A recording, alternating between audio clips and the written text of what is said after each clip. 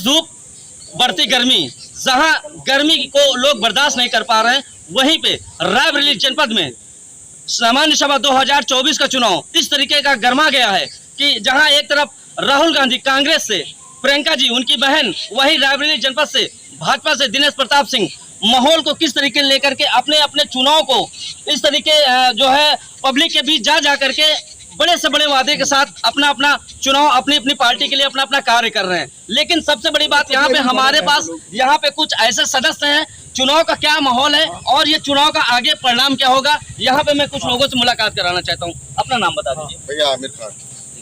आमिर जी, ये बताइए कि सामान्य सभा 2024 का जो चुनाव है, तो इसमें भाजपा और कांग्रेस जो कि दोनों प्रत्याशी लग रहा, दोनों प्रत्याशी यहाँ टक्करबाजी हो रही है, तो इसमें क्या कहना चाहते हैं? कांग्रेस का क्या हाल है और बीजेपी क्या हाल है? भैया देखिए, कहने के लिए तो टक्कर में बहुत कुछ है, मगर यहाँ सब सिर्फ कांग्रेस दिख रही है। इसलिए जो कांग्रेस ने यहाँ के लिए किया, आपको मैं गिनवा दूं। आप सबसे पहले ले लीजिए कि जो किसानों की सबसे बड़ी समस्या थे पानी के लिए उन्होंने शारदा नहर खुदवाई, इंदिरा जी के ज़माने में शारदा नहर खुदी। उसके बाद सबसे पहले जहाँ जब आदमी चप्पल नहीं पहन पाता था तो आईटीआई खोली, जहाँ से हजारों परिवार जो है करोड़पति आज बन गए और उनके घर आज जाके मकान देख लीजिए किस तरह से मकान बने हुए हैं, जो कि उनके घर में खाने के लिए नहीं था।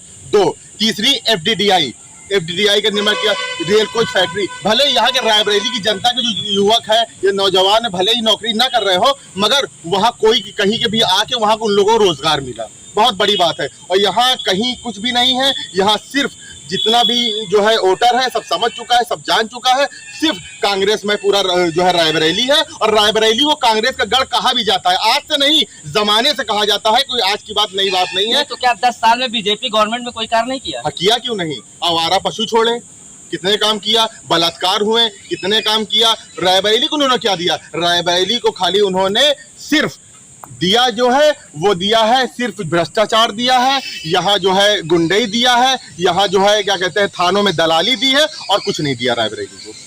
जी बिल्कुल, देखें कि रायबरेली जनपद में कांग्रेस और बीजेपी का क्या माहौल है। यहाँ पे कुछ लोग और हैं, मैं इनसे भी परिचय लेना चाहता हूँ और चुनाव के बारे में पूरी जानकारी करना चाहता हूँ कि बीजेपी का क्या हाथ तक पल्ला भारी है या कांग्रेस का पल्ला भारी है। अपना परिचय दीजिए।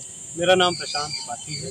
प्रशांत जी, सामान्य सभा 2024 का चुनाव है और इधर राहुल गांधी कांग्रेस से और बीजेपी से दिनेश प्रताप सिंह, चुनावी माहौल जो है बिल्कुल गर्मा गर्मी है और टक्करबाजी भी है। क्या कहना चाहते हैं इसके बारे में?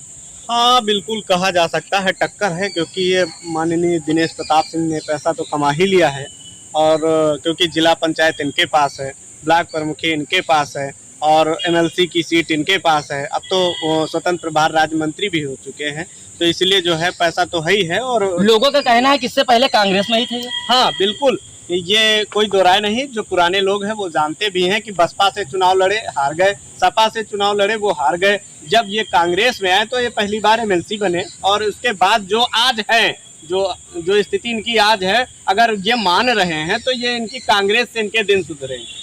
मैं तो यही कहूँगा कि इनको कांग्रेस का शुक्रगुजार होना चाहिए कि आज जो कुछ है वो कांग्रेस की वजह से है। अब लेकिन इनकी आदत पड़ चुकी है कांग्रेस की बुराई करना। आज भी उन्होंने प्रेस कॉन्फ्रेंस रखी थी, कांग्रेस की बुराई करते हैं और बुराई करके चुनाव जीतना चाहते हैं। तो जिले में बीजेपी प्रत्याशी दिनेश सिंह का काफिला जो है नामांकन के दौरान जनपद में बहुत तड़ाके से देखने को मिला। क्या लगता है, क्या उनका सीट निकल पाई? भाई देखो, कहा जाता है कि जिसकी भैंस उसी की लाठी है, तो भाई अब ये तो पुरानी कहावत है। अब लेकिन जो है माननीय दिनेश प्रताप सिंह जी को भी ये समझना चाहिए कि जनता जो है अब इन मुद्दों पे चुनाव नहीं जीत पाती है, और सीधी सी बात 10 सालों से बीजेपी की सरकार रही है। आप कुछ करेगी ऐसा नहीं, आप चुनाव लड़ते रहिए, आप हिम्मत मत हारिए। आप 5 भाई हैं, आप हार गए, हिम्मत टूट गई आपकी, आप अवधेश सिंह को लड़ाइए, आप राकेश सिंह को लड़ाइए, आप अपने अन्य भाइयों को लड़ाइए, कोई दिक्कत वाली बात हो रही। बिल्कुल, आप देख रहे हैं चुनाव के दौरान गर्मा गर्मी।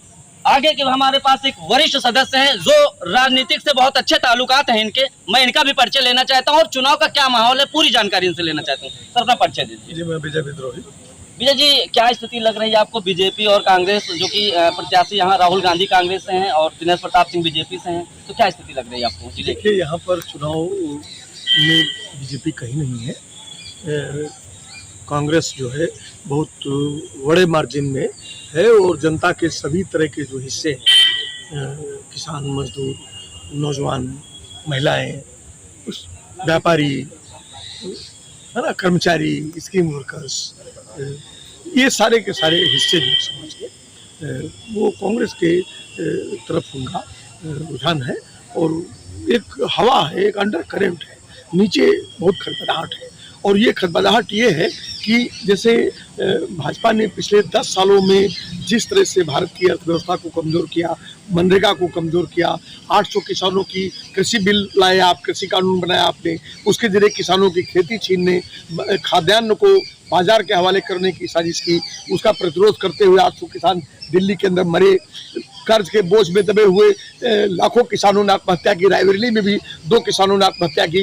खिरों के गांव के सौली में 28 साल के नौजवान अमरेंद्र यादव ने 40,000 50,000 के खर्च में आत्महत्या कर ली। छोटे छोटे बच्चे हैं, तो इस दबाव को महसूस कर सकते हैं कि हर किसान कर्ज के उस पर फंसा हुआ है। अब अडानी का और हिंदुस्तान के पूंजीपतियों का, 100 पूंजीपतियों का 16 लाख करोड़ राइट ऑफ कर दिया आपने। किसानों का आप 40,000 50,000 1 लाख का कर्ज माफ करने के लिए आपके पास नहीं है। समूह में फंसी हुई हर जितना गरीब वर्ग है उसकी महिलाएं जो है वो समूह बना करके महाजनी ब्याज में कर्ज में फंसा दिया उनको। वो सब कर्ज के बोझ में उनका माइक्रो फाइनेंस आप 10,000 का कर्जा माफ नहीं कर सकते। उन्होंने 2019 में 20 में कोविड ले आए आप, साल भर आपका देश बंद रहा, उन्होंने 10,000 कर्जा लिया मान लीजिए बैंक से। अब वो उन्होंने दलिया बनाई, उन्होंने बिस्किट बनाया, उन्होंने दाल मोट बनाई, उन्होंने अगरबत्ती बनाई, माचिस, उसका कोई खरीदार नहीं। अभी वो 10,000 माइक्रो फाइनेंस कहते हैं उसको माफ नहीं कर रहे हैं आप, वो करा रही है, हर महीने ब्याज दे रही है। 10,000 का 400 रुपए कहाँ से आ रहा, जितना मजदूरी। तो ये जो भूख और ये जो नौजवान है पूरा कि पूरे मिलिए रोजगार के नाम पर आप उत्तर प्रदेश में गणना कर दो कि साल भर में हमने 1 करोड़ रोजगार दिया।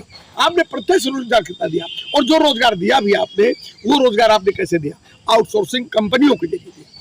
कंपनी को आप 25,000 दे सकते हैं, लेकिन सीधे इस नौजवान को 25,000 नहीं दे सकते हैं। वो कंपनी इसको 8,000 में काम ले रही है। नहीं, बीजेपी भी कह रही है कि मैंने बहुत बड़े बड़े काम किए, जैसे धारा 370 इस मामले के अंतर्गत में बीजेपी दावा कर रही है। राम मंदिर को लेकर के बीजेपी दावा कर रही है, इसके बारे में क्या कहना चाहते हैं? भाई राम मंदिर से ठीक है, राम मंदिर रहा होगा, वो उनका सवाल रहा है। राम मंदिर के जरिए वो पॉलिटिक्स एड्रेस करते हैं।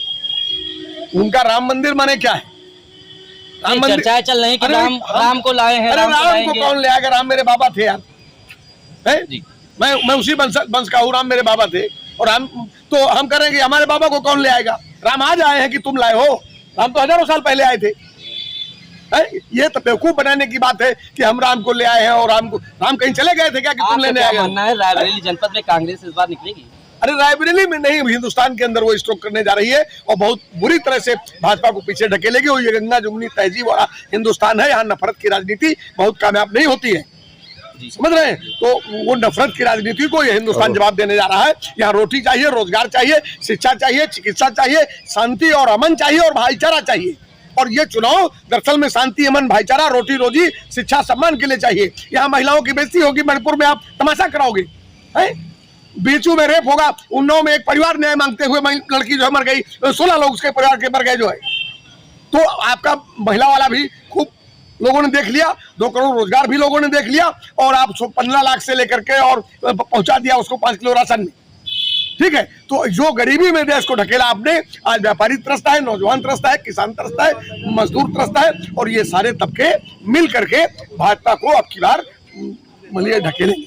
बिल्कुल, आपने देखा कि एक सामाजिक सदस्य भी हैं और राजनीतिक से इनके वर्षों पुराने संबंध भी हैं। काफी समय इन्होंने राजनीतिक में दिया है। और हमारे पास यहाँ मैं रायबरेली जनपद में इस समय राजनीतिक के गढ़ में कलेक्टेड में हूँ। जो कि सबसे बड़ी बात यह है कि जिले के एक वरिष्ठ पत्रकार हैं अशद भाई। मैं कोशिश करता हूँ अशद भाई से कि रायबरेली की क्या स्थिति है चुनाव को लेकर के। चूंकि ये हमारे अशद भाई वरिष्ठ पत्रकार हैं, मैं एक बार जानकारी करना चाहता हूँ कि आपसे निवेदन है कि एक बार प्लीज आपसे निवेदन है असद जी, चूंकि आप वरिष्ठ जिले के रिपोर्टर हैं, क्या स्थिति है रायबरेली जनपद की?